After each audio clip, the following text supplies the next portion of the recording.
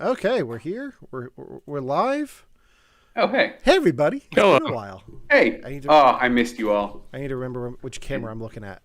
So, Don't just keep switching in the middle. I still had my webcam up from when we did the show 2 weeks ago because it's been 2 weeks since we've done a show. I'm going to be honest, and this isn't me being hyperbolic. It feels like 8 years. It does. Like I've had so much happen in these last 2 weeks that I feel like it's just been ages since we've done this. Yeah, and I've had the itch to podcast because, like, it felt like that the last time you were here, Devin and I recorded for a podcast before the show, and I feel like I was just doing podcast every day that week, and then like the last 2 weeks have been nothing podcast wise. So you two are over there going, your thing. I'm over here going, oh, yeah, that's right. We did take last week off. My guess is baseball season's going well, Ryan. Baseball season? Isn't it Hunts for Reds October? No, it's over. Oh my God, it's almost December, isn't it? Oh my God, Devin. Guys, what happened? This isn't a bit. I'm not being funny. I don't realize December is the year. That's stupid. I hate it. I'm sorry. And you know enough about sports to know better, at least. Genuinely, I thought it was like, I was like, you know what? I'll make a baseball. I was like, I'll make a baseball reference, and he'll be like, yeah, 2 weeks ago was finals, Devin. Don't you know? Not a month and a half ago. Yeah. So I think part of the reason we can get into this in the show, but I have a theory on why time is so weird this year. Okay. And it has to do with stuff we're going to talk about on the show because I've got some surprises for you in the show. Good. I have a surprise for you guys too. Yeah, Devin pulled my pick for we watched this, but I got another one. So jokes on you guys. Or jokes on him. Ryan, you're fine. I think we should just get into it. We're 12 minutes behind already, so let me hit record and we'll get started. Okay, hey everybody, welcome to You Have to Watch This podcast. I'm Alan. I'm Ryan. And I'm Devin. And today we are going to be talking about the 2013 film starring Mark Ruffalo and Keira Knightley, Begin Again. But before we get into that, welcome back. We took last week off because of the holiday and because life found a way to be crazy, and I needed a break. So, but we're back. We were supposed to do Ghostbusters Afterlife last week. I don't think you guys were able to make it to the theaters, right? No. Not with traveling. That's the other reason I kind of pulled the plug on last week's show. Is like it's just going to add stress to everyone. We'll take a break. We're not going to be able to do that one the week it comes out. Wanted to ask this before we went live, but I'm going to do it on the show now because it goes with our first topic for tonight. Spider-Man No Way Home. Can we all commit to seeing that opening weekend so we can talk about it that following Tuesday?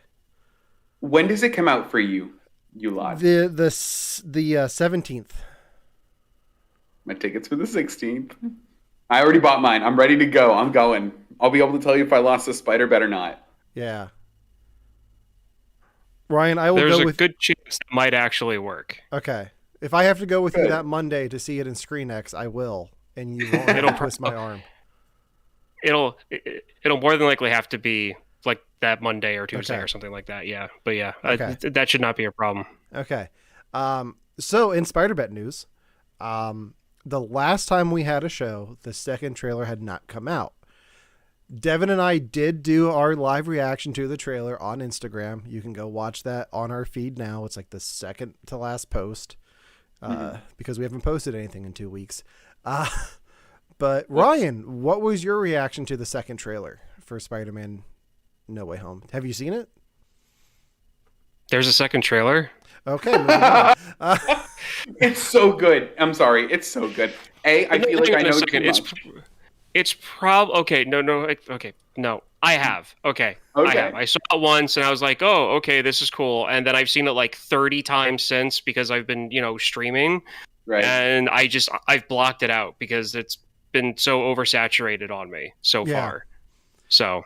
Yeah. I mean, most of what I've been seeing was the lizard, like the Brazilian trailer. Like with the lizard? With the lizard getting punched by nothing. And Excuse you. Just the memes from that. The Sue Storm cameo, I think, is what you mean you saw. You mean John Cena's cameo? Hold on, are the TV spots different than the second commercial? There are some different new clips and TV spots, and one of them. I don't know these.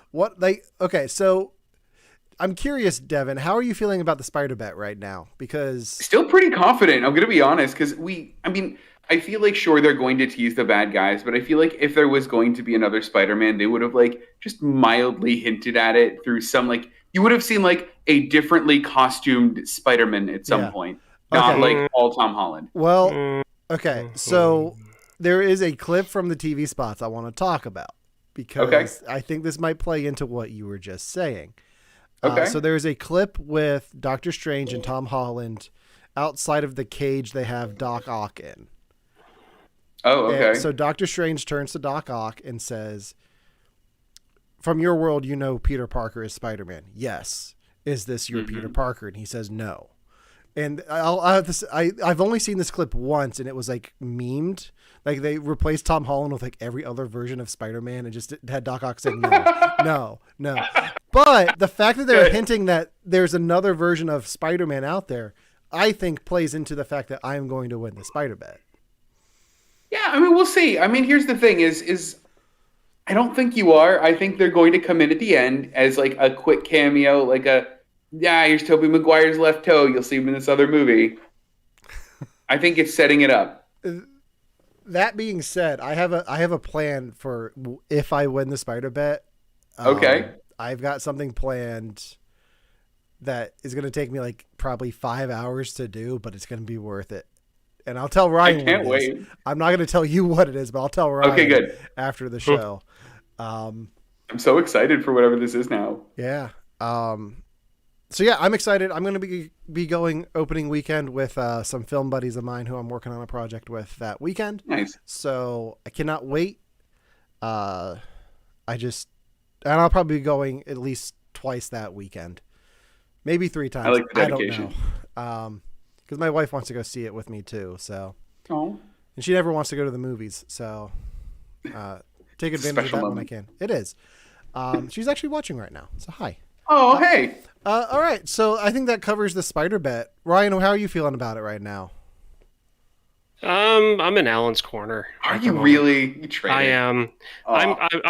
I'm sorry, Devin, but the way you're interpreting stuff, it sounds like you're grasping at straws. You know what? Like you're, I'm sorry, but everything they've been doing in these trailers is like, to me, it's almost one of those things where it's like, oh, come on, they've got to be in it because of what they're showing.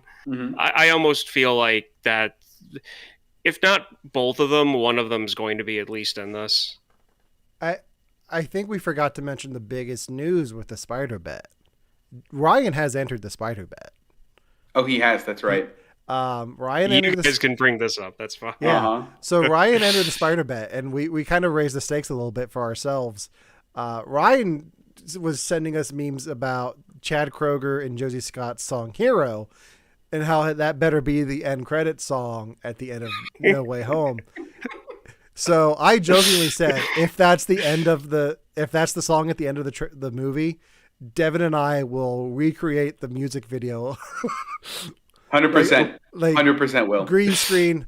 I'll be Chad Kroeger. He can be Josie Scott. We'll do the whole thing top to bottom. Happily. Very happily. I've got the Rock Band guitars at my parents' house I can grab. It's going to be amazing. I'll even throw the Spider-Man suit on and just do the scenes of Spider-Man from the movie. Oh, I actually really want that to win the most. Yeah. Not only because it would be great to like film that, but it would also just be so fun to have that as the last thing. You know, we might just do that for fun anyway. Because we're all bored and over 30, why not? Yeah, why not? I'd much rather do that than the Snow Patrol music video from Spider-Man 3. Gross. All right, so let's get into We Watch This. Ryan, you actually have something for today. What have you been watching? Sorry, I just had a blank because I had like too many things in my head just come forward at once, and I forgot. Chad so anyway, Kroeger, I get it. I've actually been watching a lot of animated shows, and F is for Family is been something that I've been not binging, but like watching an episode here and there once every 2 days. The more I'm watching it, the more I appreciate the comedian Bill Burr. Oh, Bill Burr. Bill Burr. The more every episode I see, I respect him more than just being a sharpshooter in a Star Wars show. And the few stand-ups I've seen him do. You know, I'm starting to get a good appreciation for him too. I haven't seen much of his stand-up. I haven't seen this show, but like some of the interviews I've seen with him, I kind of am growing to appreciate him as an entertainer. So I might actually want to check this out. Sell me on this show. Make me watch this. Modern day version of All in the Family, set in the 70s. Okay. Interesting. Okay. See, the thing is, it's like the dad works at an airport, and it's like the mid 70s. You got all of that like economy stuff going on. Like this, like the mid 70s is where things went from like 1950s, 60s America to pretty much what we're dealing with now economic wise. So you've got a man in his like middle ages dealing with that switch, and they nail the mid 70s in this when it comes to like the stereotypes and the jokes. And I've never watched a cartoon so foul-mouthed in my life. Really? And it's amazing. Oh, it's great. Bill plays the dad. He does the voice for the dad. And if you know the rants that he can go on his stand-up... I do. It's that. Whenever the dad gets emotional and mad, it just turns into a Bill rant. It just turns into a Bill. I think I would like that. I know some people that like him but don't like the show. Okay. Some of the storylines could be a little bit better so far, but I'm just going to stick with it and see where it goes. How far are you? Like episode 4. That's awesome, though. I'm going to have to give that a watch. Yeah, I'm going to have to watch that, too. One of the things about him that I saw recently, which is surprising to me, just given the context of the quote, was he talked about the Star Wars fandom. And we've talked about it on this show before, about how it can be toxic sometimes, but he's had a really positive experience with it and how fans just embrace him as part of Star Wars. And I think that has a lot to say about how the fans are reacting to Mandalorian in general. So I'm glad to hear positive news come out of Star Wars fans as a community. Even if it is just we like Bill Burr, Space Bostonian. Like we're gonna be nice to this actor because there's so many stories. Like I can name several actors who have had such a bad experience with Star Wars that, like, varying from different degrees from like they just don't work anymore, or they just completely ruin their life because of Star Wars. Yeah. So it's really good to see like a positive take on it. Yeah. Two more short things though about the show. One, it takes place in Pennsylvania. Good. Okay. Where? So I have no idea. It's some medium-sized town in Pennsylvania. So think like Carlisle, that might have like a small airport, because again, he works at an airport. So like think Carlisle size. Maybe Philly. I don't know. Two completely different things. Well, that's why I said Carlisle, maybe Philly. One extreme to the other. And it was right there at the tip of my tongue, and I lost it. Whatever, just stick with that one. Okay. It's a good one. It sounds like a good reason. I like that. I mean, we're all Pennsylvania jokes. So. Yeah. All right, Devin, what have you watched recently? So I watched a couple of things. I think the first thing you have for me is the new James Bond movie. It is. All right, I guess right. I got scared there for a second. So I did too. It's a new James Bond movie, No Time to Die. Alan, I think you've seen this one before. Ryan, have you seen it? No. How do you feel about James Bond, Ryan? I like Sean Connery. Okay. I like Pierce Brosnan. I like the guy that was in between those two. Okay. I like gadgets. I like my James Bond to have gadgets and to be suave and stupid. There were like 8 in between Brosnan and Connery. Yeah. But Okay, no. You had Connery, and then you had that guy that did like two or three. You had Roger Moore, and then George they Lazenby. stopped doing. No, there's who? George Lazenby. George Lazenby. Then you had Timothy Dalton. Yep, good old T. Dalt. Hang on a second. How many James Bonds have there been? I thought there were like 7? No, actors. Yeah, there's been like 7 actors. We're just talking movies, not TV shows or anything like that. Yeah. Yeah, there's been a lot. Whatever. All I know is that there was Sean Connery, and then there was that guy right after him, and then they didn't make any James Bond movies for like a good chunk of time, and then they got the like GoldenEye and those movies. Ryan, I'm super confused because like they never stopped. Like I think the most time there's been between a James Bond movie was between Pierce Brosnan and Daniel Craig, and that was like 5 years. I'm going to be honest though. I love the idea. I'm genuinely confused on what your gap is with James Bond. I mean, I think it's Dalton, Lazenby. I think it's them. And you know what? I like that idea where they were like, it's like head in the sand, where it's like they did Connery, he was great. Don't worry about it. Then Pierce Brosnan came along. And then in the 90s, yeah. Timothy Dalton? Yeah, good old T. Dalt. He's wonderful. George Lazenby? George Lazenby was only one. You don't have to count him. What the...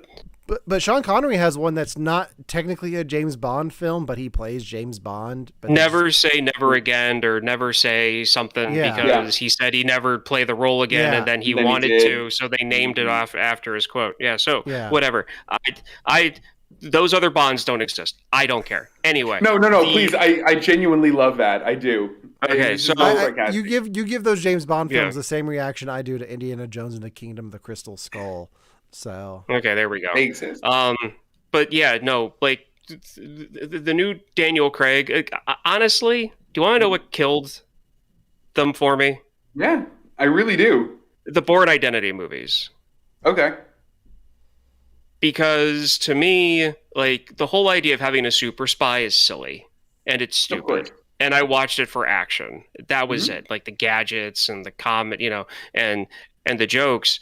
And then the Bourne Identity came out, and it took that whole thing of being like a super spy serious, and they tried to throw in a gimmick of like, ooh, he doesn't know who he is, which I've seen in a Jackie Chan movie. So I'm not going to take that seriously. So I've had no interest to watch any of those films. I watched the first one, didn't really enjoy it. And then when they brought back the Bond movies, they tried to make it to, and then I saw the first one, and I was like, this isn't Bond. This isn't a Bond movie. This is too serious. Like, they should just rebrand it and have it be something else. Like, have it be like a British Bourne Identity thing instead of this. I think that's fair to say about Casino Royale, because they definitely got more James Bondy as the Daniel Craig films went along, especially by the end of Skyfall, because they set up like Miss Moneypenny and like all of the standard, like you have Q with all of the gadgets and stuff. So here's the one thing I will say. More. Yeah. I agree. Here's one thing I will say for the Craig trilogy that I actually really like is that I like that they're genuinely making, or they tried to make James Bond an actual character with an emotional arc. I think the closest they've ever come was in the beginning of For Your Eyes Only. He's at his wife's grave, and then he's like, guess I'm moving on. Yeah. And like that's as close as they ever gave him to any kind of emotional arc. And especially putting this movie, putting the rest of his like Daniel Craig's time as Bond in context, I really like what they did with it. I loved this movie. I would recommend it to anyone, even if you didn't like Craig as Bond. But I just think that it does such a good job of showing that they had kind of a point with what they were doing. Yeah, you said it was a trilogy, but I believe there were. It was a trilogy. There were 4, but it's a trilogy. No, there were 5. Fine. There were 5. Yeah. It was Casino, Quantum, Skyfall, Spectre, and then this one. Yeah. I was most disappointed with Spectre, because I know and love Blofeld as a bad guy, and I don't know that Christoph Waltz did him justice. But knowing where they went with it, I think it's good. I see. That's the one thing. Like I watched Spectre on my way to New York for Comic-Con on the train, so I watched it on my phone.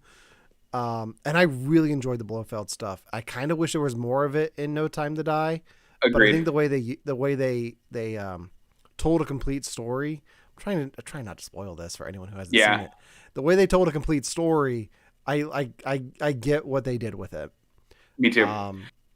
I think we can maybe. Oh, go ahead. I was going to ask, how do you feel about Rami Malek's villain? Loved it. I like. So it's not a spoiler, but I'll give you like a little hint of his thing. His thing is that he knows poisons. And I think that's really interesting and kind of compelling as like a bad guy quirk. Because like James Bond characters, with the exception of maybe Javier Bardem, aren't overly three-dimensional characters. Like one of them in a Pierce Brosnan movie was like, I want to control the news. And I'm like, all right, fine, control the news, do it. But like this guy had a pretty personal reason to do it, which is what was good about Javier Bardem's character, but he also had something that made him unique and stand out, and I like that. Okay. What about you? Did you like him as much? I got the whole poison thing. I guess his motivations towards the end kind of lost me. Like, I don't really understand what his end goal was completely. He got a little bit, yeah. It got a little cartoonish towards the end, I guess. But no, I enjoyed the film. The Hans Zimmer score, I think, is great. Like, we got 2 great Hans Zimmer scores back to back in October. It was fantastic because we had that, and then we had Dune. But I'm trying to think what we'll recommend. Please see that movie. Oh, I saw this in New York opening night in a Dolby theater, so I got to see it with like, the best picture possible, which was amazing. Cool. I cannot wait until I have a theater like that around here. But I feel like I'm going to be waiting a while. So you said Malek got cartoony towards the end. Mm-hmm. Okay, good. You that I'm happy with that. So I was trying to figure out where my gap in my Bond movie like mishap happened, because that's like thinking that Sinbad played the genie. Like that's that level of like me going what? So from 1983 to 1995, except for Never Say Never Again, so 3 Bond movies, A View to a Kill, He Living Daylights, I don't know, whatever. Yeah, The Living Daylights, yeah. And then License to Kill. I had no idea those even existed. Oh wow! So Timothy Dalton. To be fair, I like A View to a Kill. To be fair, I've never seen a Timothy Dalton Bond movie. What? All right. So Devin, if you've got a pick coming up, so if you want to add that to your list, feel free. Yeah, because I know who the bad guy. I know who the Bond villain is in A View to Kill. Yeah, you do, and he's. And if you want me to be doing that accent, like that impression, the whole show, go ahead and pick. I mean, I think it's gonna have to, because View to a Kill is wonderful. I mean, when Tito passed away, they had a whole like thing for him, so I watched all of his movies all at once. Is that the one that Dr. Evil's based off of? No, he's more Blofeld. I think original Blofeld or Dr. Evil No. is Blofeld mixed with Lorne Michaels from SNL. Yeah. Okay. No, it's Christopher Walken. Yeah, he's the bad guy from View to a Kill. He's perfect. All right. So, anything else, Devin, on James Bond, No Time to Die? No, watch it. It was wonderful. I love it. I can't wait to see where they're going with the next one. All right. So I've got a pick here, and I was honestly surprised Devin didn't have this for his, because we had talked about this a few weeks ago on the show, but the first weekend it was available, I watched Tick Tick Boom, starring Andrew Garfield as Jonathan Larson on Netflix. And I've got to say, I've listened to the soundtrack like 3 times since then. I absolutely loved Andrew Garfield's performance in this movie. The movie itself is interesting. It does a lot of cool things. I don't know if I ever need to watch the whole thing again, but I definitely enjoy the songs. But Devin, you watched this as well. What was your take on Tick Tick Boom? I'm going to be honest, I was really worried about this because I was interested in it because, I mean, my passionate hate towards Rent will drive me to do things like this. So I couldn't wait to hate watch this movie because what I wanted it to be was I wanted it to be just a love letter to the movie Rent, where it was almost like Slumdog Millionaire, but Rent, where he has a friend and the friend is almost like that person in the show. And then this thing happened to him and it's like what happened in the show. And actually it really wasn't that. It wasn't really a love letter to Rent. It was a love letter to the individual and to the struggles of being an artist and the struggles of working so hard on a thing and then going, well, what now? Mm-hmm. Which I really, really loved and connected with in a stupidly personal way. So I thought this was great. Yeah. And the other thing is it's not what you thought it was going to be, but there's also elements of that. You can see the influence that his life had on Rent, because he does have friends with AIDS, and he is kind of living the kind of life that the characters in Rent are. I think what stands out to me, and this isn't the only thing that has done this year, is it has a whole song about turning 30. And I still don't feel like I turned 30, but I did in January. Yeah. But 3090 has been that's the song that I've been listening to the most because Andrew Garfield just rocks it. Yeah. But between that and Bo Burnham's Turning 30, Netflix is just giving me a soundtrack for the year. Because I'm not counting last year.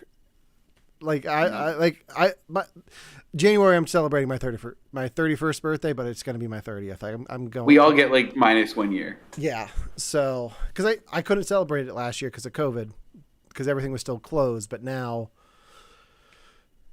you can. I feel like I gotta go big in January. So, Ryan, would you watch this movie?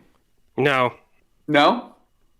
I don't have enough interest in it to want to watch it. I mean, I'm no hate to anybody who likes it. No hate to anybody who likes Rent. It just does not interest me at all because I had no interest in the play or the movie play. So there were a few surprises in this that I really enjoyed, like Richard Kind showing up as a theater critic, and then the whole Sunday brunch number. And all of the cameos really in there. How many of them did you recognize without looking them up? Oh, one. I recognized really one in the Sunday brunch cameo. Which one? I even forget. I know that there was someone that the one person that came in and was like, it's spelled with a K. I was like, you look familiar. Oh, really? And then just yeah. You didn't recognize the Schuyler sisters sitting at the bar? No, that's so funny. That was them. Yeah. I recognized them, cool. And then Bernadette Peters I recognized, and then the homeless people outside towards the end of the number were from Rent. Adam Pascal played Roger. Was in that. Fun fact about Roger from Rent that I learned since watching this movie and doing a deep dive on the history of Jonathan Larson and figuring out where Tick Tick Boom happened as a stage show. The character of Roger was named after Roger Bart, who was friends with Jonathan Larson. No. Yeah. That's really cool. Oh, I like Roger that. Bart, who can now be seen on the West End in Back to the Future, the musical. Which I saw for a second time. Yeah. Wow. I'll see it 8 more times. Funnily enough, this whole conversation about Roger from Rent, who's also in the Sunday brunch number. He's one of the homeless people. Mm-hmm. He's in another thing that came out in this last week. And I'm curious if you guys have seen the first 2 episodes of Disney Marvel's Hawkeye on Disney Plus. I have. Not yet. Okay. Oh no, we can't spoil. Okay, we can't spoil it, but we can talk about. I feel like we can talk about Rogers the Musical a little bit because that's Adam Pascal. That's Adam Pascal. Is it Adam Pascal? Yeah. Oh, funny. So, without getting the spoilers, Devin, what did you think of Hawkeye? It's good. I think it's what I wanted it to be. I never really liked Hawkeye as a character too much. I mean, I liked that his arc was family and stuff like that. And I always feel like handover type things are just hey, introducing another type of hero is always kind of awkward. I think that Yeah, I like it. I like the tone it has. I like what it's going for. It feels very kind of classic Marvel to me, which to me is pretty good. It was a little bit refreshing after Eternals. Yeah, I really enjoy the Christmas feel of this. I like it's got a very Shane Black like storytelling aspect to it. The musical score like takes cues from Christmas Carol, so you have like Carol of the Bells in the background. But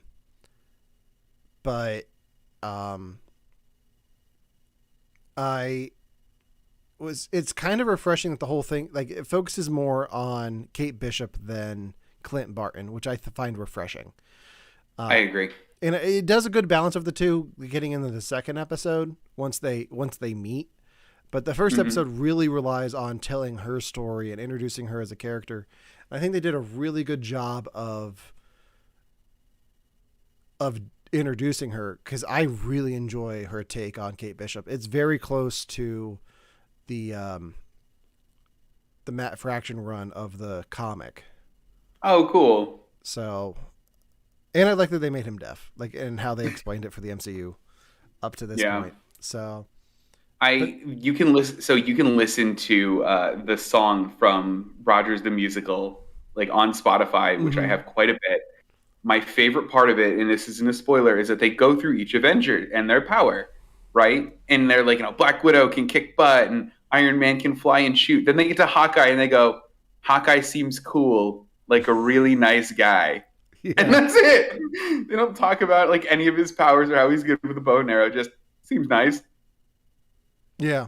No, I liked it. I just realized I don't even know what day of the week it is anymore. Tomorrow is Wednesday, so we get another episode. Oh, nice. So, Ryan, does this one interest you at all? It's fine if it doesn't. I mean, it does on the fact that, I'm interested in the character. I want to see more about him, so I am eventually going to watch it. It's just, I don't know. I'm trying to deal with I'm trying not to be burnt out on this whole like Marvel thing. Sure.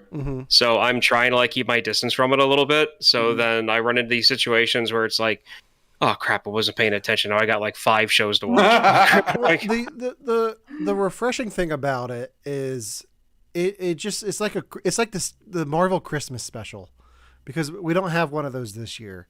We're getting an actual Christmas special next year, but just the Christmas tone of it all is just exactly what I want for this time of year. And if you like New York at Christmas time, this was made for you. Like, because they do everything, and the music's there, the scenes that the iconic places are there, like Rockefeller Center, and the skating rink. Like it got me excited for the holiday season. So, okay. And I really enjoyed Haley Steinfeld in this, and that's actually part of the reason that my pick for this week was Begin Again, which features Haley Steinfeld. Yeah. Not only that, but Keira Knightley also has a movie coming out this week called Silent Night. I didn't know that. So it was a combination of that and had absolutely nothing to do with the fact that James Corden has a late night show. But yeah, so our main topic for tonight is the 2013 film directed by John Carney, Begin Again, that stars Keira Knightley, Mark Ruffalo, Haley Steinfeld, Adam Levine. So this movie, if you haven't seen the movie, I didn't read the description before I did this, and now is it bad? It's not great. A chance encounter between a down-and-out music business executive and a young singer-songwriter new to Manhattan turns into a promising collaboration between two talents. Oh, which it's not wrong. It's not wrong, but if I just read that, it wouldn't really sell me on the story. What I like about this film is it does it plays with nonlinear storytelling in an interesting way. But I think there's a moment in here that made me go, oh, okay, so what is this movie going to be? And it just kept me in for the rest of it. And I'll go in the detail about that here shortly. but I want to know what you guys thought of Begin Again. You want to go, Ryan? I really thought I had completely wiped from my memory the fact that the slouchy beanie look was a thing. I'd completely forgotten about that, and here comes Adam Levine walking into the kitchen wearing one of those slouchy beanies from the mid-millennium. Completely ruined my afternoon. Thank you, Alan. Seriously, though, it was better than I thought it was going to be. The movie got better as it went along because I was pulling my teeth out within the first 20 minutes. But things started getting better. Okay. So, yeah. Devin, how about you? Because I have a few predictions on what you thought of this movie. No, I like nonlinear storytelling, so I like that part of it a lot. I liked its exploration of relationships quite a bit. I mean, I like that it had a couple of different relationships going. It almost felt like it was kind of a condensed, different version. It's going to get crap, but of Love Actually, where you have genuinely different kinds of love and different relationships shown here, which I really liked. It wasn't just watch this one couple. And then halfway through, I had the urge to Google Manic Pixie Dream Girl, and the movie proved me wrong. So I was right. I was happy for that. The movie itself was good. I mean, I liked it. It's not my typical genre watch of movie, but there was enough here that A, made me interested in it and kind of kept my attention. So I'm curious if it was the same thing for the both of us. But B, I love the movie dates itself by making a couple of very strong choices where you go, oh, I know exactly when this movie was made. That doesn't have to do with the slouchy beanie. It partly has to do with the slouchy beanie, and it partly has to do with, oh, what the heck did they call it? Wintergreen or tape gum or something? The big musician they included as the big cameo who is awkwardly touchy-feely with a lot of people, and I won't say anything else. Oh, well, because he was high. Yep. That was it. Yeah, because he was high. We don't have to talk about CeeLo Green in this movie. Yeah, but no. But it definitely placed the movie in a time. Honestly, it does, and Devin and I actually have a CeeLo Green story. We do. He ruined a night of ours. Yeah. So in college, Devin and I were supposed to meet up with my uncle for a Penn State game, but something changed on my uncle's band schedule because he's a high school band director because of a CeeLo Green show. A former student of his was on The Voice. He was The Voice, and was supposed to be in New Jersey for a longer period of time for rehearsals, but CeeLo Green needed him back in Las Vegas. So my uncle couldn't make the football game. So we're like, well, damn, what do we do? My uncle said, well, I can meet you halfway between New Jersey and State College, Pennsylvania. So Devin and I spent the night driving Interstate 80, just going to, where did we end up? Allentown? I think we ended up it was Allentown. Yeah, we ended up in Ryan's neck of the woods to just pick up the Penn State tickets and parking pass from my uncle because of CeeLo Green. Yep, and we almost didn't make it. Remember the time we almost ran out of gas and we pulled in listening to the Batman Begins soundtrack? That's the other thing. The Dark Knight soundtrack? We were at 1 mile to go till empty. And I put on the Hans Zimmer score to The Dark Knight, and we pulled in just as the horn swelled. It was. Yep. You could not I could film that and use that same music, and it would not be the same moment that it was in real life. It was so good. But thanks, CeeLo. Yeah. Thanks. Yeah. Forget you. So I talked a bit about the moment that drew me into this, and part of it has to do with the nonlinear storytelling. So the film opens with Keira Knightley singing her song at this open mic night, and then it ends with Mark Ruffalo just staring at her in the crowd, and then it goes to telling you his backstory and what his day was like, where he gets fired, he's an alcoholic, his daughter's disappointed in him. And then he hears Keira Knightley singing, and you're like, oh, okay, this is going to just be weird. But then once all of the music musical instruments on stage start playing themselves, and you hear what he hears, like it just expands on her song, and I don't want to say improves it, but changes it completely. It makes it something that like just embraces the potential that song has, and the way they present that in the film really drew me as like, okay, I really like this song now. Like I'm really drawn into this music. And then just their chemistry worked so well for me throughout this whole thing that from the moment they started talking, I was like, okay, I'm on board. Like I was completely drawn into their stories and how they played off of each other. Yeah, I liked a lot of that too. Like I made the joke after they like went back. So they showed you like how he got there, then they showed you how Keira Knightley got there.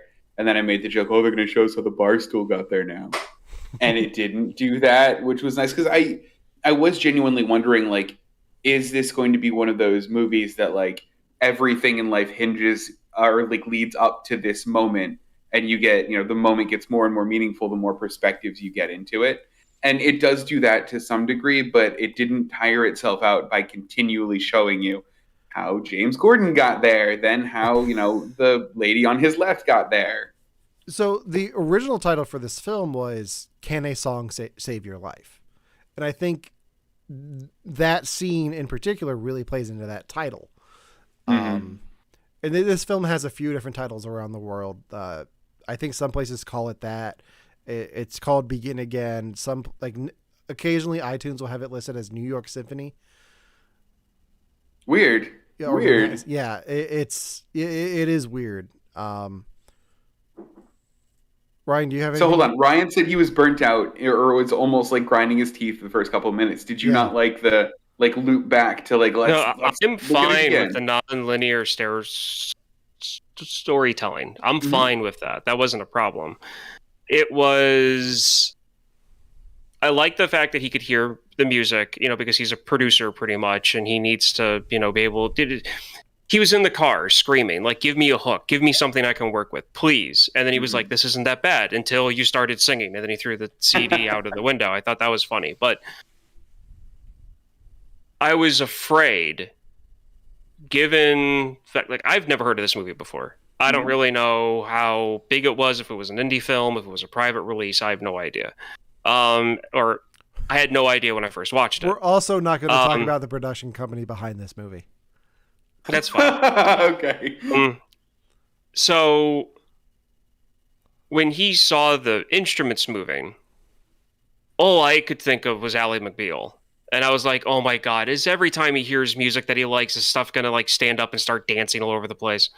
And that's where I was like, oh no, I don't know if I could handle this, going forward. But then when they did a few more of the like instrumental scenes where they actually showed them playing the music, and the instruments didn't come to life, I breathed a sigh of relief, and I wasn't grinding my teeth anymore. So you were more worried about what it would have become as opposed to like what it was actually like presenting you with. Yeah, because to me, it is such a weird thing to do only once. And thinking about it that way, I do understand your point. But what I think it did for me is it helped to fill in like how he was approaching this. And it helped to draw a bit of a contrast between himself and his partner that fired him. That Mark Ruffalo's character is kind of the one with the vision and the one with the ear for this, and maybe the other person is the one with the business acumen. So he was doing something as like dull as audio commentary. I was still having the scene of him trying to carry out a 12-foot tall piece of artwork playing in my head during that at the same time. So I didn't really see that as them trying to do the contrast of like how his partner sees music compared to him. I just saw it as, oh my God, he's off his rocker. Like one of those things. It wasn't until like they were toward like it wasn't until the next day when she calls him and he plays the joke on her that I was like, oh, okay, this might be something a little bit better than what I think it's going to be. Yeah. It was at that moment where I was like, yeah, like that. And he was like, oh, I'm just kidding. Yes. Like that whole thing. And then they start doing what they're going to be doing. From that moment, I was on board. Yeah.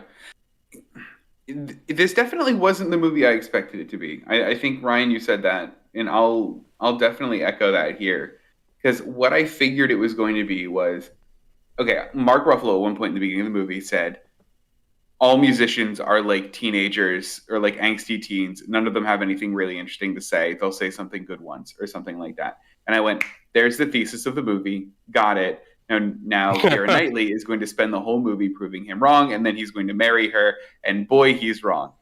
I was wrong. I was very wrong. I liked how it ended. I liked the fact, I mean, spoiler, I guess. Are we spoiling? Are we not spoiling? I mean, we can't, the one thing that I think this movie does really well is showing a platonic relationship between these two. Had James Corden not ruined that, been there that one night, maybe it may not have been so platonic, but it's strictly platonic, and there is passion for one another in those two characters, but not in a romantic way, but they're there to support each other, career wise and in life. They become very good friends, going through the city, holding hands, listening to music on a splitter. And that's what I meant when I was talking about this is a bit like Love Actually for me, where the main relationship in it is a very deep platonic friendship where these two people almost feel like non-romantic soulmates or something like that and challenge each other in very interesting ways. I love that. But then I love that you also get the whole arc about forgiving an ex, and then you get the arc about what happens when you need to distance yourself from an ex, and the relationship with somebody that you used to love versus what it looks like when somebody you love, suddenly becomes famous and is put into this whole new life. I love the exploration of different types of the word love that this movie does without being as blatant as Love Actually is. Yeah. And I think just the title of Begin Again, the film talks a lot about starting your life from a certain point, whether it's losing your job or losing losing a relationship or losing a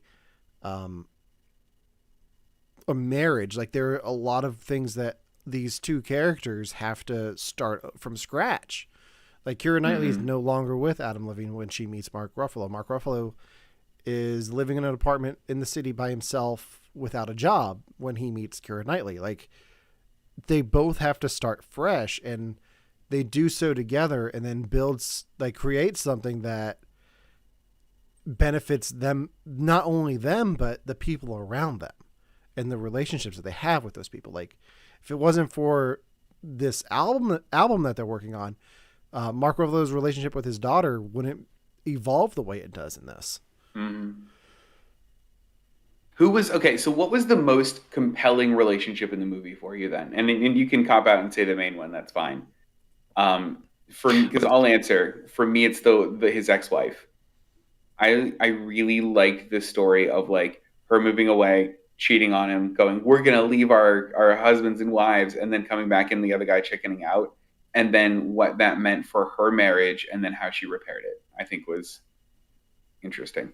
That was one that I picked up on, just little things that they did this time around. When they tell his daughter that she can be on the album, and he freaks out and goes inside. She takes his cigarette and just starts smoking it while he's in the doorway. And I was like, that's such a subtle thing that I've never picked up on before, but shows you where those two are at. She's still comfortable around him. She's not afraid of his germs or anything. I don't smoke, but yeah. I got that when he's, I guess, still drunk and he goes up into the shower. Oh, yeah. And he jokingly invites her in, and she just kind of smiles at him and then stops and looks and then walks out again. She waited a bit. And that's when I got the whole okay, well, they're still comfortable. Well, it's they're having problems, but there's still something there. Yeah, doesn't he they're still ask her to join him? You want to join me? Yeah. And to quote one of Alan's favorite movies, there's still love there, I think. There's still love there, I think. All you need is love. John Lennon. Smart man. Shot in the back. Very sad. Ryan, how about you? Which relationship was the most interesting to you? Well,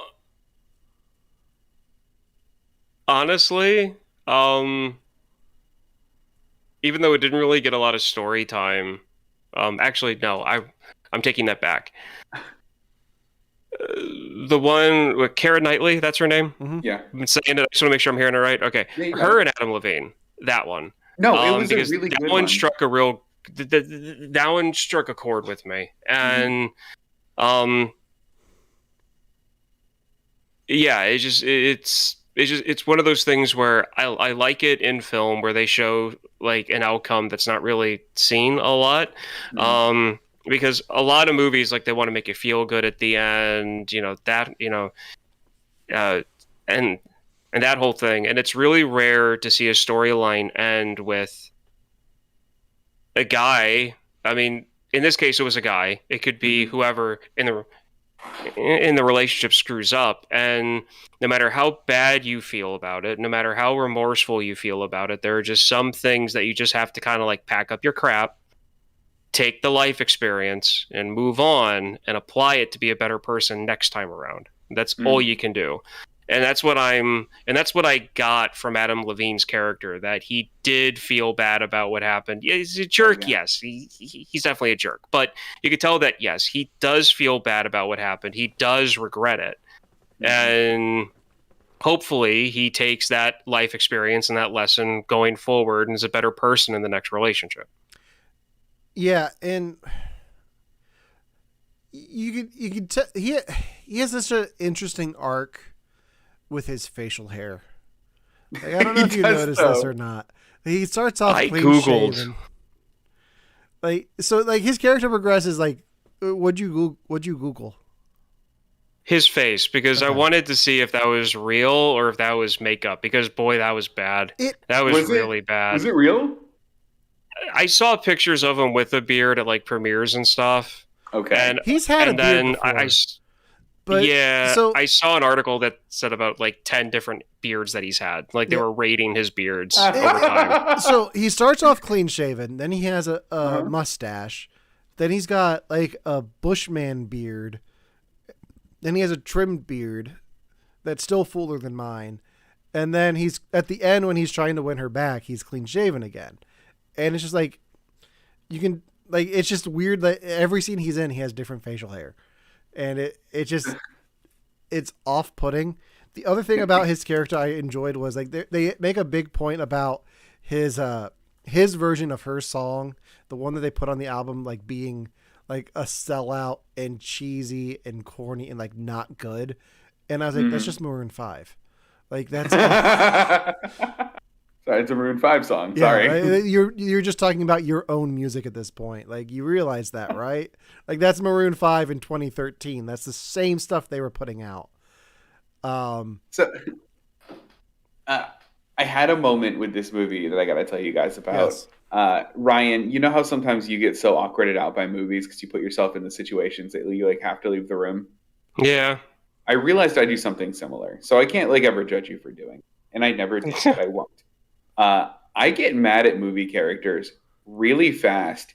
And sometimes, and Romana will call me on this, I'll get so mad at a movie character, I'll have to yell at the screen to the point where in this movie, Romana goes, Devin, calm down. He's just a movie character. And for me, it was the record producer. That was, that he was like, the Maroon 5 guy was like, yeah, well, you know, my wife really is, or my girlfriend really is my inspiration and all of this. She helps me write my song. Oh, but we're going for what you did in the movie. Whoo, dodged a bullet. Like that. Oh my God. Everything about him makes my skin crawl. And I was literally yelling at this screen at the end of his scene. The guy from Numbers. Yeah. Yeah. Him. Oh, just the worst. Yeah. We're 2 for 3. If someone can break a David Krumholtz reference, like, we're all set. But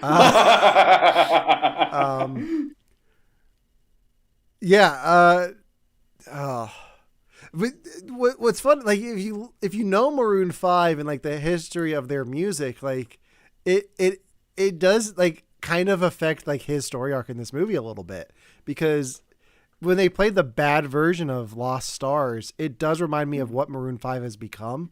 But at the end, when he's doing like her version of it on stage with his band, it reminded me of songs about Jane in their first album and where that band came from and like the music of theirs that I really enjoy, because I really don't like their newer stuff, but their early stuff, like the stuff they had on Songs About Jane and the Spider-Man 2 soundtrack, because I'm a sucker for the Spider-Man 2 soundtrack. Like their early stuff is good, and that's the kind of music that I grew up with, but they've really changed, and it's not great to me. Like, take it or leave it, whatever. But for me, like, I don't enjoy new Maroon 5. Well, and you're right. I mean, it adds an interesting dimension to his musical arc. Yeah. See, to me, I don't really care for Maroon 5 that much, but I do have to say, and I want to get the name of the album right because I don't really listen to it that often, but I do listen to it. When they came out with V. Okay.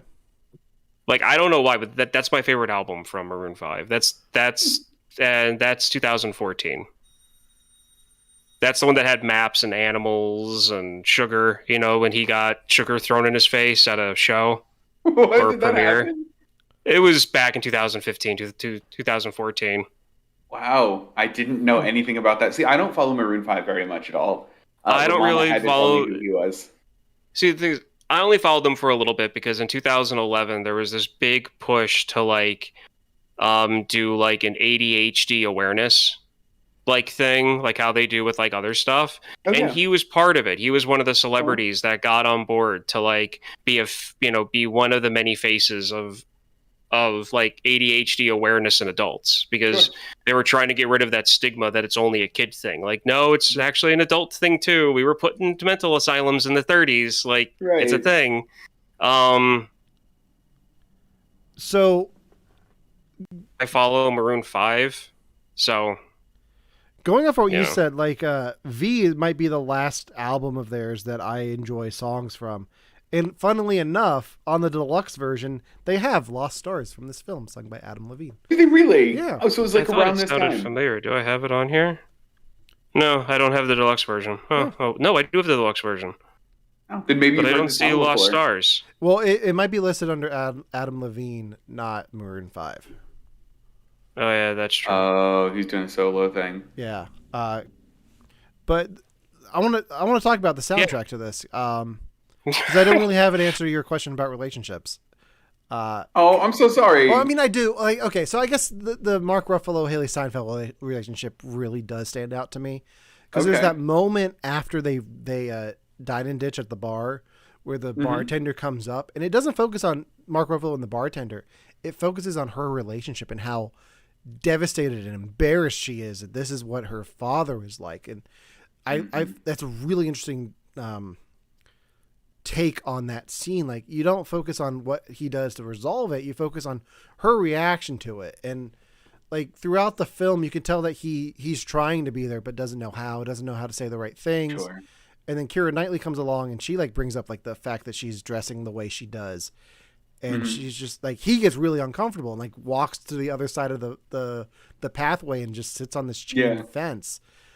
But then she's like, well, let's go shopping. Come on, we're going shopping. And he's like, oh, okay. Like he's just so overwhelmed. He doesn't know what to do, but he slowly learns how to be there for his daughter and how to build a relationship. And I really enjoy how it progresses for the both of them throughout the story.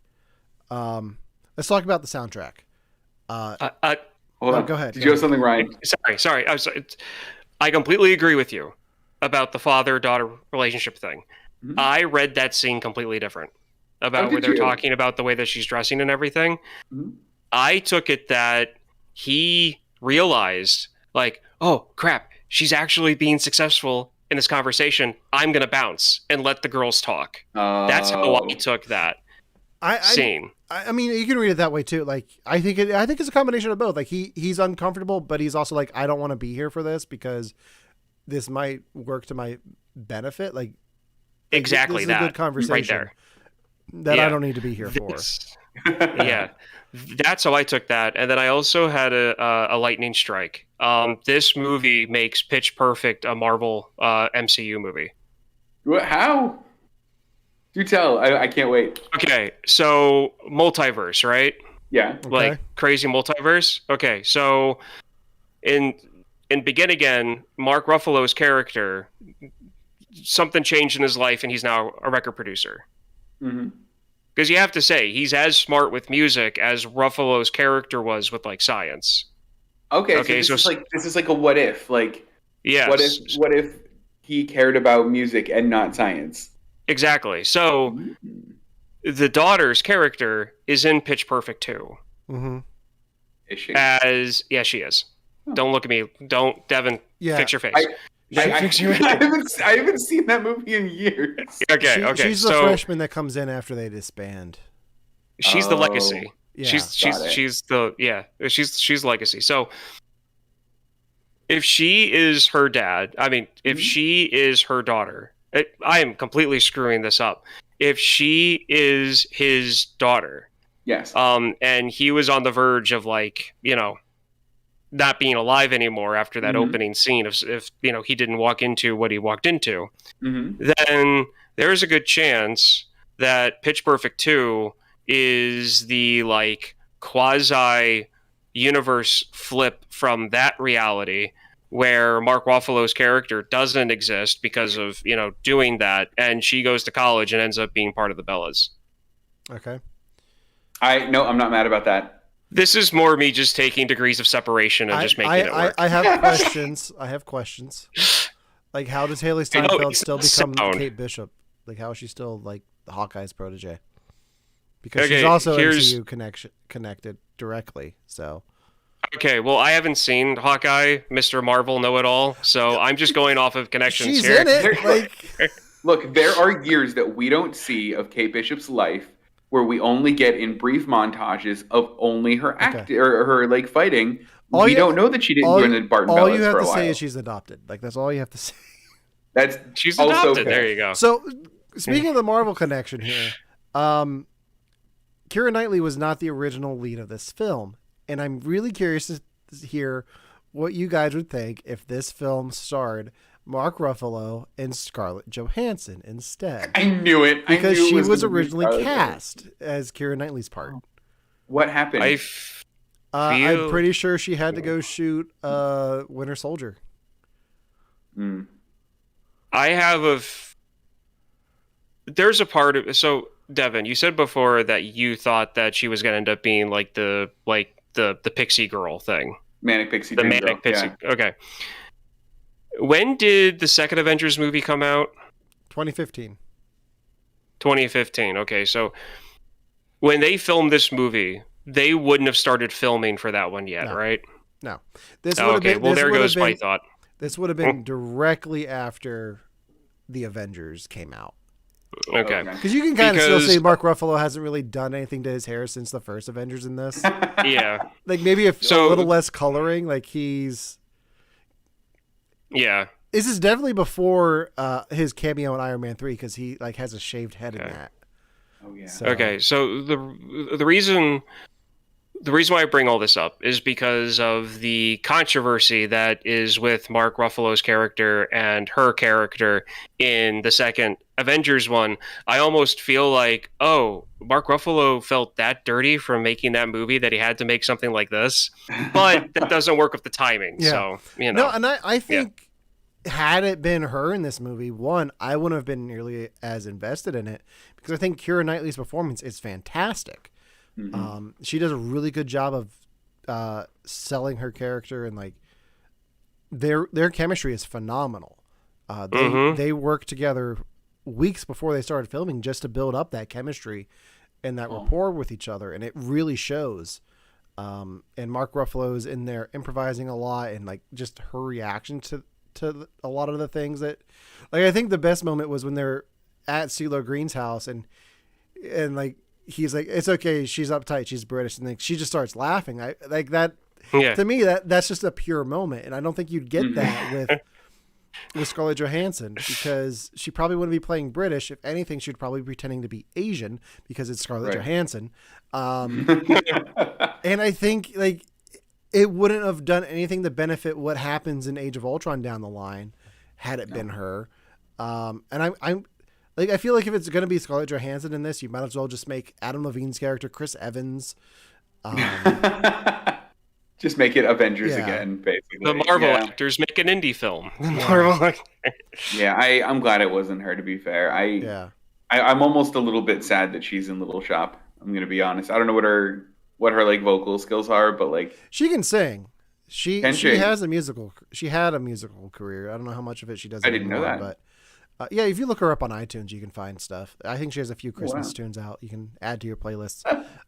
Speaking of movie musicals, this film started a trend that is still going on to this day, to the point where people are creating internet petitions to stop it from happening again. Do you have any idea what I'm talking about? A song that becomes popular from the movie? No, I don't know. Devin, do you have a guess? What did it? Was it? Is it James Corden in movies? James Corden in musical films.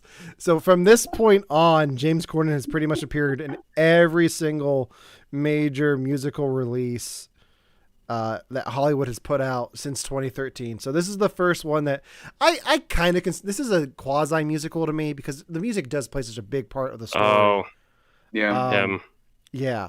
So after Begin Again, this is what every musical that James Corden has been in, film wise: Into the Woods, Trolls. I'm counting it.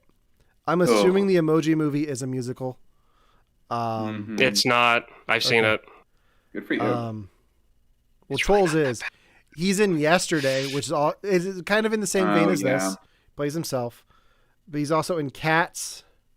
I feel like there was more. Where he plays himself. Cinderella. Yeah. He's in a lot.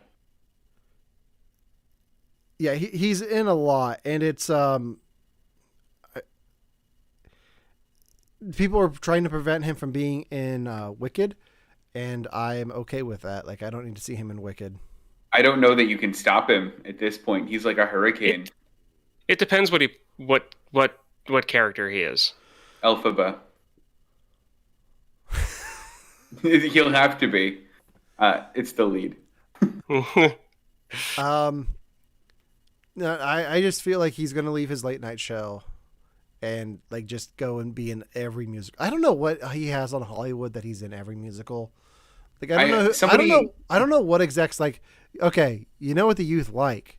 James Corden. That will get them to this musical. He was in. There was one about prom night that he was in too. Yeah, the prom. Yeah, there's my favorite take on it is that he made a deal with the devil. Where like there are so many like capable singers in Hollywood, but he's the only hireable one, and like that was part of his like deal. I don't know. I think it's a funny take. I think the proof that he shouldn't be doing this stuff is when he was on the corner, like scream singing, playing an acoustic guitar.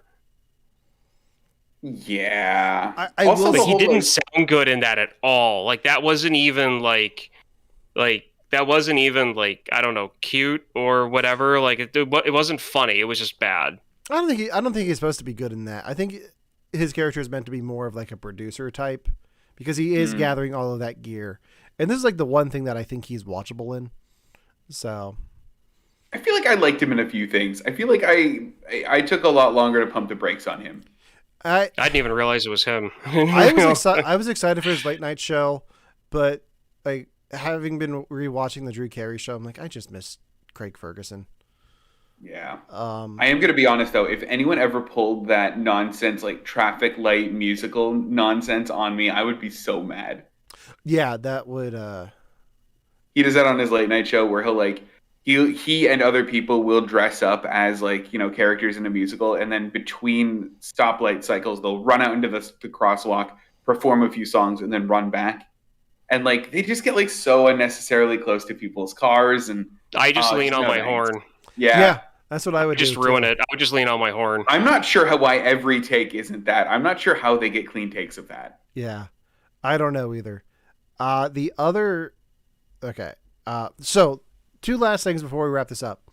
Yeah. Were there any songs in particular that stood out to you guys in this movie that you enjoyed from the album or just in the movie in general? Like original songs? I have 2. Okay. Mm-hmm. 2 songs. The song In the Alley reminded me of a song that the band Night Terrors of 1927 did. Okay. Called Coming Up Roses. and it reminded me a lot of that type of indie type style.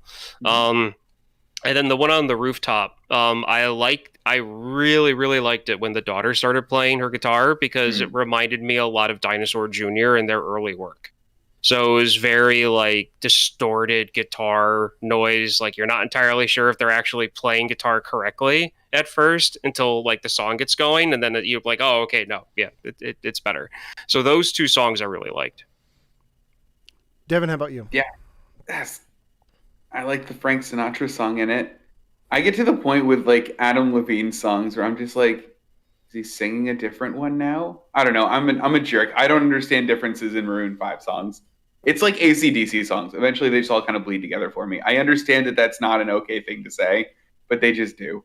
No, AC/DC songs do blend into each other. But if you like it, you like it. Yeah, exactly. Did any of her songs stick out to you? They were all fine. I don't know that I would ever listen to the soundtrack, but they were all just fine. Okay. I don't think that I hated any one of them.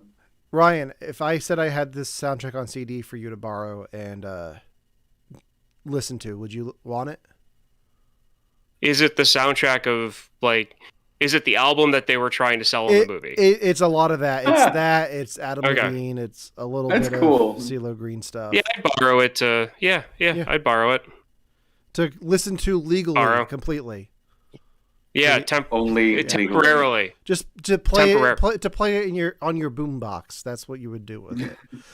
Temporarily over a weekend. Right. So one last thing I want to talk about, because as I was watching, I watched this film directly before we went live because my weekend was crazy and I didn't have time to watch it beforehand.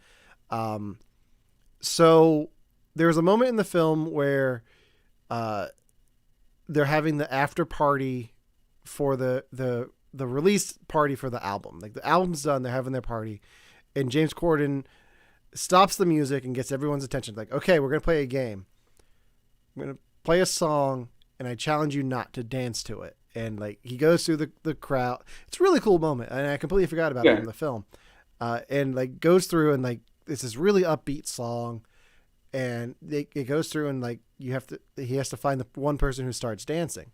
So my question to you guys was, what is the one song that you can not dance to? You gonna go first, Ryan? I'm not really a dancer person, so I could really do that to any song and not go. But I do have an answer though. I do have a song that when I hear, I can't help but sing along to it a little bit, or like what that type of thing. Beastie Boys, Intergalactic, always has been. That's a good one. It took me a while to think that up because I was going to go for the cop-out and go for like Avicii's Levels or anything that he's ever done. Sure. But that's the EDM fan of me speaking, and I didn't want this to be generic, so... Devin, how about you? God, I have the most Devin answer to this. I'm so sorry, guys. I can't help it. I spent some time thinking about this because I'm like, what's like I'm not usually too much of a dancer too. Like I'll get in moods where I'll need to dance to anything or everything. But then I thought about like the one song that if I hear it, no matter what I'm doing, where I'm at, I always have to do at least a part of it, of the dance to it. And that is Dragon Sandinte from Ozone, otherwise known as the Numa Numa song from the early days of the internet. I have to. Every time it's on, I do this. By the way, Alan, I sent you a present. It's me doing the whole thing because I memorized the whole thing, and it's me doing all of it. I don't know how the audio mixing is on it. I just did it. That was Kristen's answer. 25. Was it? Man. It's Kristen, and that was her answer too. I am going to post that on Instagram for everyone to see tomorrow. I'm not mad. I'm not mad at all. Thank you for that present. You're welcome. Actually, let me see if I can get it up here now. Give me a second. While you're talking, this was a tie between this song and then Every Time We Touch by Cascada, which is perfection. They changed Google and I don't like it. Oh, it's uncomfortable. What was your song? So I have a few. Good. September by Earth, Wind and Fire. That's a good one. Uptown Funk was one that my wife and I talked about. I'm trying to think what my other ones were. Thing from Devon. That's fantastic. That's what I called it. It was just Thing from Devin. Right. I didn't want to ruin the surprise before the show. Right. No, I have CCR has Looking Out My Back Door, which is not like a dancing song, but like I'll have to like hit something like to the beat of it every time I hear it. I just really like that. And then the other one that's a really just kind of probably a cringy choice now is Party Rock Anthem by Lmfao. But like that was another answer that Kristen gave me. Yeah, that's a good one. That is a solid one to dance to. It is. See, for me right now, it's let me look and see what I'm listening to. Cinema, Benny Benassi. That's a good one too. What is it? Cinema by Benny Benassi. I don't know if I know that one. You know, this just happened in my car today because I put on my recently added playlist from my Apple Music, because I don't do Spotify. I do Apple Music. I'm that guy. Look at you. But it's from the Muppets Haunted Mansion. It's Dr. Teeth and Electric Mayhem's version of Dancing in the Moonlight. Like, that just really got me today in the car. That's really cool. I love that song. I think I can get this. Oh no, I honestly can't tell you how the audio mixing is. Like, it could be like 1,000% like weird Devin grunt noises and then like 0% song. I have no idea. All I know is that I recorded it. It said levels were being recorded, and I did the thing quick. I'm gonna try to download it here. That's how we're ending the show. So while that's downloading, I'm genuinely not mad about it. I'm not either. Let me. Okay. Oh, I don't know if it's gonna play that. We'll find out. Okay. So any other final thoughts on Begin Again before we wrap this up? No, I think it was a good movie. I really did. It wasn't what I expected the movie to be, if I'm being honest. Oh, I thought of another one. What? I ironically bought the soundtrack while I was watching this. It's On Again from The Amazing Spider-Man 2. That Alicia Keys song with Kendrick Lamar at the beginning with the Hans Zimmer score mixed in. Oh, okay. The Magnificent Six. It was a pretty good group that they put together for that. So let me see. Is this downloaded? I think it's downloaded. Never heard of Begin Again. It's a fun movie that you can find on Netflix in the US. Starring Mark Ruffalo, Keira Knightley. It's a fun little musical thing. Let me see if I can pull this clip in from Devin. While you're pulling the clip in, I just want to say, while I was doing the dance, that kid, the Numa Numa guy, sorry, this is a really outdated take. We were so unfair to him as a society. That is a fun song. That is a fun dance he's doing. Dang it, he was just having fun in front of his computer. Yeah, he was. Who talked bad about it? I thought a lot of people made fun of him for it. Like, I think like... I just thought people thought it was a funny video and they just were doing it too. I thought it was funny because it was cringe. Like, people were like, oh, look at how like into it he is. And like, oh, I'd never... Like, I feel like when it came out, that was the time when Daredevil like was out and people were like, yeah, man, like being into stuff isn't like as cool as not being into stuff, and not being into stuff is the cool thing. And then like here's this kid who like Star Wars kid who like wholeheartedly was just having fun with like a mop handle. And then people were like, look at him go. Well, and I think the Numa Numa kid actually embraced it like in college. Like I think he did it with like his roommates and stuff. So I think he learned. Yeah. And I think a lot of that came with the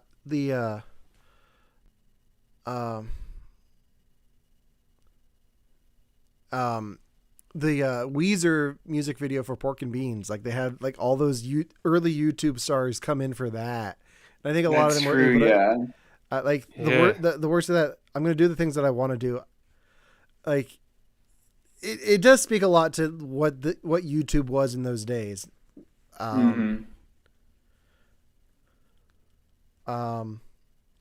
A question to the beard guy: when the Gorgonites were sailing away on that toy ship, did you also feel concerned? I'm guessing that's a comment on my Small Soldiers toys. Gorgon didn't exist, so what would happen to them? You know, I don't know, but I like to think that they found a little island in a lake and made that Gorgon. So, their batteries died 6 months later. No, they go forever. Don't do that. Don't do that to me. Forever batteries in the 90s don't go that far. They were alive for about 4 to 5 months, and then they all ran out of power. Yeah. I had a stupid memory. Do you guys remember those batteries that when you squeeze the ends of them really tight, they told you how much juice they had left? Yep. Duracell, yeah. Yeah, were those only Duracell? I felt like everyone was doing it. Well, Duracell did it, and then Energizer did it. Why don't they do that anymore? Because they were pointless and they never worked. Oh. Yeah. Okay. They were never accurate. They were just a gimmick. I saw batteries today. I'm like, how much juice is left in this thing? And try to squeeze it to find out. Buy a battery tester. I could. They're like I won't. $4, $3. I could, but I won't. Are batteries different in the UK? No, they're the same. The outlets are way different, though. Yeah, they look like screaming people. All right. So do we want to wrap up the show and then play the clip, or do we want to play the clip that Devin sent me? No, let's wrap up the show and play the clip. Let it play us out. Okay. All right. So I think that does it for this week's show. Thank you for watching. If you're watching us on YouTube, go ahead and hit that subscribe button. If you're here on Twitch, hit that follow button. If you're watching us here on Facebook, hit that like button. You can also listen to our podcast. You can also listen to our podcast on all major podcasting platforms.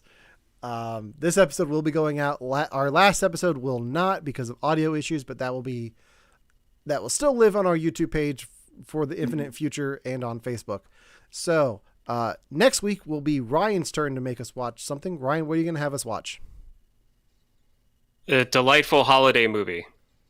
Perfect thing to get us into December. Alien 3. All right. Yes. Okay. So, and then Devin, do you know what you're going to have us watch the following week?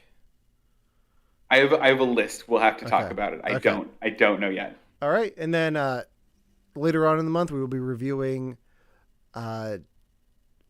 Spider-Man No Way Home and our holiday special. So I've already got my episode picked out and need to figure out how I'm going to get you guys to watch this thing, but it's going to happen. So we each pick an episode of a TV show that's holiday themed and we talk about it. So we have that coming up the week of Christmas, I believe. So cool. Stay tuned for that. And without further ado, let's try to watch Devin's clip here. Oh no. Here we go. I can't hear it. Why is it not? Oh, I need to turn it up. There's no sound. Oh no. The dangers of doing things live without testing. That's all right. Do I at least look like an idiot? Oh, the sound's there. Oh, good. I'm going to pull this up live, see how bad that is. Oh, yeah.